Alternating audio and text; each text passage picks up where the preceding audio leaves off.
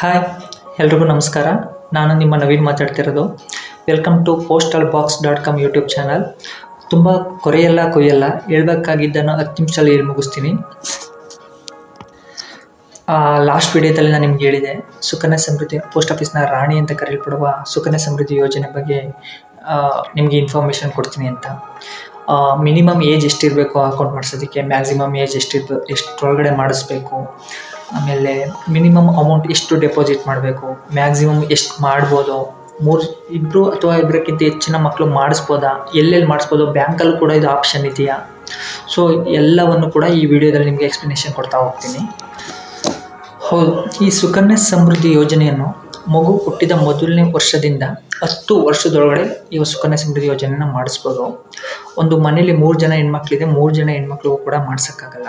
Only minimum 1 ಹೆಣ್ಮಗು, maximum 2 ಹೆಣ್ಣು ಮಗುವಿಗೆ ಮಾತ್ರ ಮಾಡಿಸ್ಬೋದು. ಈ ಸುಕನ್ಯಾ ಸಮೃದ್ಧಿ ಯೋಜನೆಯನ್ನು ಓನ್ಲಿ ಪೋಸ್ಟ್ ಆಫೀಸಲ್ಲಿ ಮಾತ್ರ ಮಾಡಲ್ಲ, ಇದು ಬ್ಯಾಂಕಲ್ಲೂ ಕೂಡ ಇದು ಆಪ್ಷನ್ ಇದೆ. ನೀವು ಹೋಗಿ ಒಂದ್ಸಲ ವಿಚಾರಿಸಿದ್ರೆ ನಿಮಗೆ ಹೇಳ್ತಾರೆ.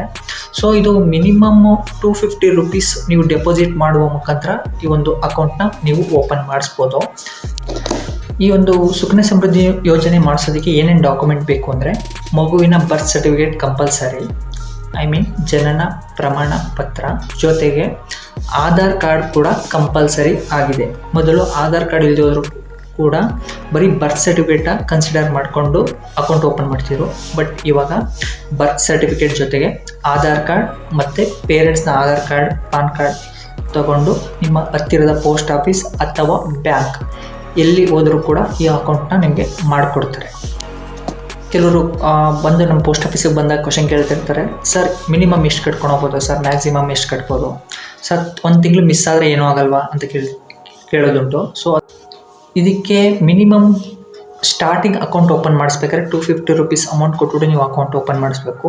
ಅದಾದ ನಂತರ ಮಲ್ಟಿಪಲ್ಸ್ ಆಫ್ 100 ಅಂದರೆ 100ಕ್ಕಿಂತ ಹೆಚ್ಚು ಅಮೌಂಟ ಡೈಲಿ ಆದರೂ ಕಟ್ಬೋದು, ಅಥವಾ ತಿಂಗಳಿಗೆ ಒಂದ್ಸರಿನಾದರೂ ಕಟ್ಬೋದು, ಅಥವಾ ವರ್ಷಕ್ಕೆ ನಾನು ಒಂದೇ ಸಲ ನಾನು ಒಂದು 10,000 ಕಟ್ತೀನಿ ಸರ್ ಅಂತ ಹೇಳಿದ್ರೆ ಅದು ಕೂಡ ಕಟ್ಬೋದು. ಆದರೆ 1.5 ಲಕ್ಷಕ್ಕಿಂತ ಜಾಸ್ತಿ ಅಮೌಂಟ್ ಮೀರಬಾರ್ದು. ಫಾರ್ ಎಕ್ಸಾಂಪಲ್, ಸರ್ ನಾನು ತಿಂಗಳಿಗೆ ಒಂದು 20,000 ಕಟ್ತಾ ಹೋಗ್ತೀನಿ.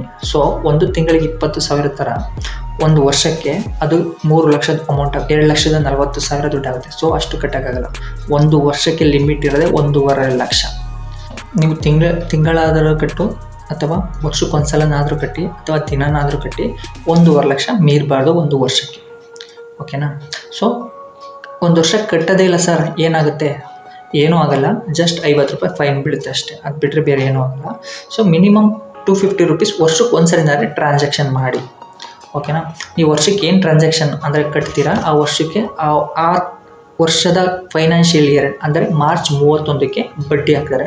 ನೀವು ಅದಕ್ಕೆ ಏನು ಬಡ್ಡಿ ಬರುತ್ತೆ, ಆ ಬಡ್ಡಿ ಮುಂದಕ್ಕೆ ಅದು ನೀವು ಕಟ್ಟಿರೋ ಅಸಲಿಗೆ ಕನ್ವರ್ಟ್ ಆಗಿ ಆ ಬಡ್ಡಿಗೂ ಬಡ್ಡಿ ಬೀಳ್ತಾ ಹೋಗುತ್ತೆ. ಹೀಗೆ ನಮ್ಮದು ಪೋಸ್ಟ್ ಆಫೀಸ್ದು ಅಮೌಂಟು ವರ್ಕ್ ಆಗ್ತಾ ಹೋಗೋದು, 1 to 3 ಆಗ್ತಾ ಹೋಗೋದು. ಆಮೇಲೆ ಇನ್ನು ಸುಕನ್ಯಾ ಸಮೃದ್ಧಿ ಯೋಜನೆ ಎಷ್ಟು ವರ್ಷ ಗಂಟೆ ಕಟ್ಬೋದು, ಅದು ಯಾವಾಗ ಮೆಚುರಿಟಿ ಆಗುತ್ತೆ ಅಂತ ಏನಾದರೂ ಕೇಳ್ಪಟ್ರೆ, ನೀವು ಅಕೌಂಟ್ ಓಪನ್ ಮಾಡೋದ್ರಿಂದ 15 ವರ್ಷಗಳ ಕಾಲ ನೀವು ಎಷ್ಟು ಬೇಕಾದ್ರೂ ಅಮೌಂಟ್ ಕಟ್ಕೋಬೋದು. ಬಟ್ ಒಂದು ಕಂಡೀಷನ್ ಅಂದರೆ ವರ್ಷಕ್ಕೆ 1.5 ಲಕ್ಷಕ್ಕಿಂತ ಜಾಸ್ತಿ ಕಟ್ಟೋಕ್ಕಾಗಲ್ಲ. ಓಕೆನಾ? ಅದಾದ 15 ವರ್ಷಗಳಾದ ನಂತರ 6 ವರ್ಷ ಲಾಕಿಂಗ್ ಪೀರಿಯಡ್ ಅಂತ ಕರಿತೀವಿ. ಅಂದರೆ 15 ವರ್ಷ ಗಂಟ ನೀವು ಕಟ್ಟಾದಮೇಲೆ ನೆಕ್ಸ್ಟ್ ನಾನು ಕಟ್ತೀನಿ ಅಂದ್ರಲ್ಲಿ ಕಟ್ಟೋಕ್ಕಾಗಲ್ಲ, ಮತ್ತು ತೆಗಿಯೋಕ್ಕಾಗಲ್ಲ. 6 ವರ್ಷ ಲಾಕಿಂಗ್, ಕಟ್ಟೋಗೂ ಆಗಿಲ್ಲ, ತೆಗಿಯೋಕ್ಕೂ ಆಗಿಲ್ಲ. ಸೊ ಟೋಟಲ್ 21 ವರ್ಷಕ್ಕೆ ನಿಮಗೆ ಅಮೌಂಟು ಸಿಗುತ್ತೆ. ಸೊ ನೀವೇನು ಕಟ್ಟಿರ್ತೀರ 1 to 3 ಸಿಗುತ್ತೆ. ಸೊ ಫಾರ್ ಎಕ್ಸಾಂಪಲ್, ನಾನು ಮಂತ್ಲಿ 1,000 ಕಟ್ತೀನಿ, 15 ವರ್ಷಕ್ಕೆ ಎಷ್ಟಾಗುತ್ತೆ, ನಮಗೆ 21 ವರ್ಷ ಆದಮೇಲೆ ಎಷ್ಟು ಸಿಗುತ್ತೆ ಅಂತ ನೀವೇನಾರು ಜಸ್ಟ್ ಒಂದು ಕ್ವಶನ್ ಮಾಡಿದ್ರೆ, ನೀವು ಮಂತ್ಲಿ 1,000 ರೂಪಾಯಿನಾಗೆ ವರ್ಷಕ್ಕೆ 12,000 ಕಟ್ತೀರಾ. 15 ವರ್ಷಕ್ಕೆ ನಿಮ್ಮ ಅಮೌಂಟ್ 1,80,000 ಆಗುತ್ತೆ. ನಿಮಗೆ 21 ವರ್ಷಕ್ಕೆ ಪ್ಲಸ್ 15 ಪ್ಲಸ್ 6 ವರ್ಷ 21 ವರ್ಷಕ್ಕೆ ನಿಮಗೆ ಟೋಟಲ್ಲು 5,20,000 ರೂಪಾಯಿಗಳು ನಿಮ್ಮ ಅಕೌಂಟ್ಗೆ ಕ್ಲೈಮ್ ಆಗುತ್ತೆ. ಇನ್ನೊಂದು ಎಕ್ಸಾಂಪಲ್ ಹೇಳಿದ್ರೆ, ನಾನು ತಿಂಗಳಿಗೆ 5,000 ಕಟ್ತೀನಿ ಸರ್, ಕಟ್ಬೋದಾ? ಹೌದು, ಕಟ್ಬೋದು. ತಿಂಗಳಿಗೆ 5,000 ರೂಪಾಯಿ ಅಂದರೆ ವರ್ಷಕ್ಕೆ ನಿಮ್ಮ ಅಮೌಂಟು 60,000 ರೂಪಾಯಿ ಆಗುತ್ತೆ. 15 ವರ್ಷಕ್ಕೆ ನಿಮ್ಮ ಅಮೌಂಟು ಬಂದು 9 ಲಕ್ಷ ಆಗುತ್ತೆ. ಟೋಟಲ್ಲು ನಿಮಗೆ ಪ್ಲಸ್ 6 ವರ್ಷ ಲಾಕಿಂಗ್ ಪೀರಿಯಡ್ ಬಿಟ್ಟು 21 ವರ್ಷಕ್ಕೆ ನಿಮಗೆ ಅರೌಂಡ್ 26 ಲಕ್ಷ ರೂಪಾಯಿಗಳು ನಿಮ್ಮ ಅಕೌಂಟು ಬೀಳುತ್ತೆ. ಇನ್ನೂ ತುಂಬ ಜನ ಕನ್ಫ್ಯೂಸ್ ಆಗ್ತಾರೆ, ಸರ್ ನಮ್ಮ ಮಗಳಿಗೆ 21 ವರ್ಷ ಏಜ್ ಆದಾಗ ಅಮೌಂಟ್ ಸಿಗುತ್ತೆ ಏನು ಇಲ್ಲ ನಿಮ್ಮ ಮಗಳಿಗೆ 21 ವರ್ಷ ಆದಾಗ ಸಿಗುತ್ತೆ ಅಂತಲ್ಲ, ನೀವು ಅಕೌಂಟ್ ಯಾವಾಗ ಓಪನ್ ಮಾಡಿಸ್ತೀರಾ ಅಲ್ಲಿಂದ 21 ವರ್ಷಗಳ ನಂತರ ನಿಮಗೆ ಈ ಒಂದು ಸುಕನ್ಯಾ ಸಮೃದ್ಧಿ ಯೋಜನೆ ಅಮೌಂಟು ಬರೋದು. ಕೆಲವೊಬ್ಬರು ಒಂದು ಕ್ವಶನ್ ಕೇಳ್ತಾರೆ, ಸರ್ ನಮ್ಮ ಮಗಳು ಒಂದು 18 ವರ್ಷ 19 ವರ್ಷ ಮದುವೆ ಮಾಡಿಬಿಡ್ತೀವಿ, ಅಮೌಂಟ್ ಎಷ್ಟು ಸಿಗುತ್ತೆ ಸರ್, ತಗೋಬೋದಾ ಮಧ್ಯದಲ್ಲಿ ಅಂತ ಕೇಳ್ತಾರೆ. ಹೌದು, 18 ವರ್ಷ ಆದಮೇಲೆ ತಗೊಳ್ಳೋ ಆಪ್ಷನ್ ಇದೆ, ಬಟ್ ಕೆಲವೊಂದು ಕಂಡೀಷನ್ಸ್ ಇದೆ. ಆ ಕಂಡೀಷನ್ಸ್ ಹೇಳ್ತಾ ಹೋಗ್ತೀನಿ. ಮೊದಲನೇ ಕಂಡೀಷನ್ ಏನಂದರೆ, ನಿಮ್ಮ ಮಗಳು 18 ವರ್ಷ ದಾಟಿದ ನಂತರ ಅಥವಾ SSLC ಎಕ್ಸಾಮ್ ಪಾಸ್ ಆದ ನಂತರ ಫಾರ್ ಹೈಯರ್ ಎಜುಕೇಷನ್ ನಿಮ್ಮ ಸುಕನ್ಯಾ ಸಮೃದ್ಧಿ ಯೋಜನೆಯಲ್ಲಿರುವ ಪಾಸ್ಬುಕ್ಕಿನ 50% ಅಮೌಂಟು ನೀವು ತಗೋಬೋದು. ಆ್ಯಂಡ್ ರಿಮೈನಿಂಗ್ ಏನು 50% ಅಮೌಂಟ್ ಇರುತ್ತೆ ವಿತ್ ನೆಕ್ಸ್ಟ್ ಫ್ಯೂಚರ್ ಬರೋ ಬಡ್ಡಿನೂ ಸೇರಿಸಿ 21 ವರ್ಷ ಕ್ರಾಸ್ ಆದ ತಕ್ಷಣ ತಗೋಬೋದು. ಮಗಳ ಏಜ್ ಕ್ರಾಸ್ ಆದ ತಕ್ಷಣ ಅಂತಲ್ಲ, ನೀವು ಅಕೌಂಟು ಮಾಡಿಸಿ 21 ವರ್ಷ ಕಳೆದ ನಂತರ ರಿಮೈನಿಂಗ್ 50% ವಿತ್ ಆ್ಯಂಡ್ ಫ್ಯೂಚರ್ ಬರೋ ಇಂಟ್ರೆಸ್ಟ್ ಸೇರಿಸಿ ತಗೋಬೋದು. ಇದನ್ನ ಒಂದು ಸಿಂಪಲ್ ಎಕ್ಸಾಂಪಲ್ ಮುಖಾಂತರ ಹೇಳ್ತಾ ಹೋಗ್ತೀನಿ. ಫಾರ್ ಎಕ್ಸಾಂಪಲ್, ನಿಮ್ಮ ಸುಕನ್ಯಾ ಸಮೃದ್ಧಿ ಯೋಜನೆ ಅಂದರೆ ನಿಮ್ಮ ಮಗಳ ಖಾತೆಗೆ ಪ್ರತಿ ತಿಂಗಳು ನಾನು 5,000 ಕಟ್ತಾ ಇದ್ದೀನಿ ಅಂದ್ಕೊಳ್ಳಿ. ಸುಮಾರು ನೀವು 15 ವರ್ಷಕ್ಕೆ ನಿಮ್ಮದು ಅಮೌಂಟ್ ಬಂದು 9 ಲಕ್ಷ ದುಡ್ಡು ಆಗುತ್ತೆ. ಸೊ ನಮ್ಮ ಪೋಸ್ಟ್ ಆಫೀಸ್ ವರ್ಷಕ್ಕೆ ಒಂದು ಸಲ ಬಡ್ಡಿ ಹಾಕೋದ್ರಿಂದ ಆ ಬಡ್ಡಿ ಎಲ್ಲ ಸೇರಿ ಸುಮಾರು ಒಂದು 18 ವರ್ಷಕ್ಕೆ 15 + 3 ವರ್ಷ 18 ವರ್ಷಕ್ಕೆ ಅರೌಂಡ್ ಒಂದು 15 ಲಕ್ಷ ಅಮೌಂಟ್ ಆಗಿರುತ್ತೆ ಅಂದ್ಕೊಳ್ಳಿ. ಸೊ ಆ ಟೈಮಲ್ಲಿ ನಿಮ್ಮ ಮಗಳು SSLC ಮಾಡ್ತಿದ್ದಾಳೆ, ನೆಕ್ಸ್ಟ್ ಹೈಯರ್ ಎಜುಕೇಷನ್ ದುಡ್ಡು ಬೇಕು, ಒಂದು ಅಮೌಂಟ್ ಎತ್ಕೋಬೋದು ಅಥವಾ ಪ್ರಾಬ್ಲಮ್ ಇದೆ ಅಂದಾಗ 50% ಎತ್ಕೋಬೋದು. ಸೊ ಟೋಟಲು 15 ಲಕ್ಷದಲ್ಲಿ 50% ಹತ್ರ 7.5 ಲಕ್ಷ ಅಮೌಂಟು ನೀವು ನಿಮ್ಮ ಮಕ್ಕಳ ಎಜುಕೇಷನ್ಗೆ ತಗೋಬೋದು. ಇನ್ನು ರಿಮೈನಿಂಗ್ ಅಮೌಂಟ್ ಏನಿದೆ ಅದು 21 ವರ್ಷ ಅಂದರೆ 18 ಪ್ಲಸ್ ಇನ್ನು 3 ವರ್ಷ ಆದಮೇಲೆ ಅದಕ್ಕೆ ಏನು ಬಡ್ಡಿ ಬರುತ್ತೆ ಅದು ಬಡ್ಡಿನೂ ಸೇರಿಸಿ ಇನ್ನು 50% ನಿಮಗೆ ಸಿಗುತ್ತೆ. ಫಾರ್ ಎಕ್ಸಾಂಪಲ್, ಈಗ ನಮ್ಮ ಮಗಳಿಗೆ ಒಂದು 7 ವರ್ಷ ಅಮೌಂಟ್ ಸಿಗುತ್ತೆ 18 ವರ್ಷ ಆದಮೇಲೆ ಅದನ್ನು ಫುಲ್ ಎತ್ಕೋಬೋದಾ ಅಂತ ನೀವು ಕೇಳಿದ್ರೆ, ಫುಲ್ ಬೇಕು ಅಂದರೆ ಫುಲ್ ಕೂಡ ಎತ್ಕೋಬೋದು, ಇಲ್ಲಾಂದರೆ ಇನ್ಸ್ಟಾಲ್ಮೆಂಟಲ್ಲಿ. ಫಾರ್ ಎಕ್ಸಾಂಪಲ್, ನಮ್ಮ ಫಸ್ಟ್ PUC ನಮ್ಮ ಮಗಳಿಗೆ 1.5 ಲಕ್ಷ ಕಾಲೇಜ್ ಫೀಸ್ ಕಟ್ಟಬೇಕು ಅಂದರೆ 7 ವರ್ಷದಲ್ಲಿ 1.5 ಲಕ್ಷ ಕೊಡ್ತಾರೆ, ಆ್ಯಂಡ್ ರಿಮೈನಿಂಗ್ ನೆಕ್ಸ್ಟ್ ಇಯರ್ ಕೊಡ್ತಾರೆ. ಆ ಥರನೂ ಕೂಡ ಪೋಸ್ಟ್ ಆಫೀಸಲ್ಲಿ ಆಪ್ಷನ್ ಇದೆ. ಹಾಗೆ 3 ಕಂತು 4 ಕಂತಲ್ಲಿ ಕೂಡ ಕೊಡ್ತಾರೆ. ಫುಲ್ ನಾನು 50% ಸುಮ್ಮನೆ ಇವಾಗಲೇ ತೊಗೊಂಡು ಖರ್ಚು ಮಾಡ್ಕೋತೀನಿ. ಸೊ ನನಗೆ ಮಗಳು ಎಜುಕೇಷನ್ಗೆ ಬೇಕಾಗಿರೋದ್ರಿಂದ ಫಸ್ಟ್ PUCಗೆ 1.5 ಲಕ್ಷ, ಸೆಕೆಂಡ್ PUCಗೆ 1.5 ಲಕ್ಷ, ನೆಕ್ಸ್ಟ್ ಇಂಜಿನಿಯರ್ ಅಥವಾ ಡಾಕ್ಟರ್ ಓದ್ಬೇಕಾದ್ರೆ 1.5 ಲಕ್ಷ ಬೇಕು ಅಂದರೆ ಇನ್ಸ್ಟಾಲ್ಮೆಂಟಲ್ಲಿ ಕೂಡ ಆಪ್ಷನ್ ಇದೆ. ಬಟ್ ಒಂದು ಕಂಡೀಷನ್ ಏನಂದರೆ, 1 ವರ್ಷಕ್ಕೆ ಒಂದು ಇನ್ಸ್ಟಾಲ್ಮೆಂಟ್ ಮಾತ್ರ ತಗೋಬೇಕು. ಈಗ ಫಸ್ಟ್ 19 ವರ್ಷಕ್ಕೆ ನಾನು 1.5 ಲಕ್ಷ ತೊಗೊಂಡೆ, ಅದೇ ವರ್ಷ ಇನ್ನೂ 1.5 ಲಕ್ಷ ಬೇಕು ಅಂದರೆ ಹಂಗೆ ಕೊಡೋಲ್ಲ. 1 ವರ್ಷ ಗ್ಯಾಪ್ ಇರಲೇಬೇಕು. ಆ ಥರನೂ ಆಪ್ಷನ್ ಕೂಡ ಇದೆ.